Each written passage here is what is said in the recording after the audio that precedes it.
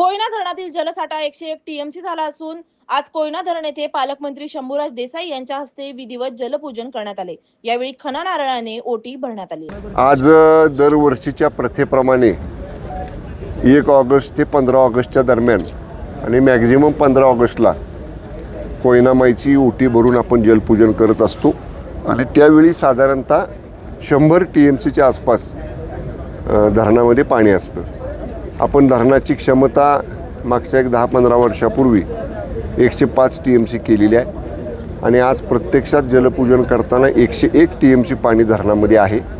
विसर्ग पाण्याचा सुरू आहे, पण आपल्याला नेहमीची आपली प्रथा आहे, परंपरा आहे आणि श्रद्धासुद्धा आमच्या सगळ्यांची या तालुक्यातल्या लोकांची आहे की कोयना माईचं धरण पूर्ण भरल्यानंतर रीतिरिवाजाप्रमाणे खणा नारळाने ओटी भरायची आणि अशीच कृपा या संपूर्ण महाराष्ट्रावरती कोयना मातेची राहावी।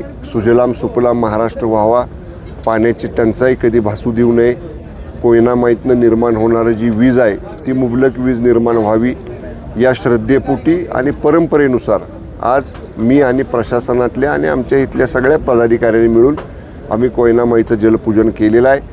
आता सध्या धरणातनं विसर्ग किती सुरू आहे? 99 क्युसेक्सचा विसर्ग या ठिकाणी सुरू आहे।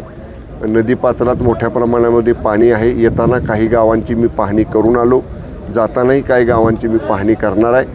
कालच मी व्हिडिओ कॉन्फरन्सद्वारे प्रशासनाला उचित आवश्यक त्या सगळ्या सूचना दिलेल्या आहेत। उंबरळीतल्या काही कुटुंबांना तात्पुरतं स्थलांतरित करावं लागलं, इथल्या कोयना भागात त्यांचं मराठी शाळेमध्ये आपण स्थलांतर केलेलं आहे। पाटणमधल्या कळके वस्तीमधल्या किंवा इतर त्या परिसरामधल्या काही 25-30 कुटुंबांना साळुंके हायस्कूलमध्ये आपण काल रात्रीच त्या ठिकाणी शिफ्ट केलेलं आहे। त्यांची निवाऱ्याची सोय, त्यांची अंथरूण पांघरुणाची सोय, त्यांची पिण्याच्या पाण्याची सोय, त्यांची जेवणाची सोय सर्व त्या ठिकाणी आम्ही सगळ्यांनी मिळून या ठिकाणी केलेली आहे। या सगळ्या परिस्थितीवरती प्रशासन दक्ष आहे, लक्ष ठेवून आहे।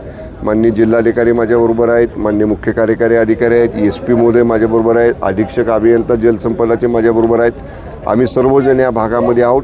लोकांनी या अतिवृष्टीनं आणि नदीपात्रात आलेल्या मोठ्या पावसामुळं घाबरून जाण्याचं कारण नाही।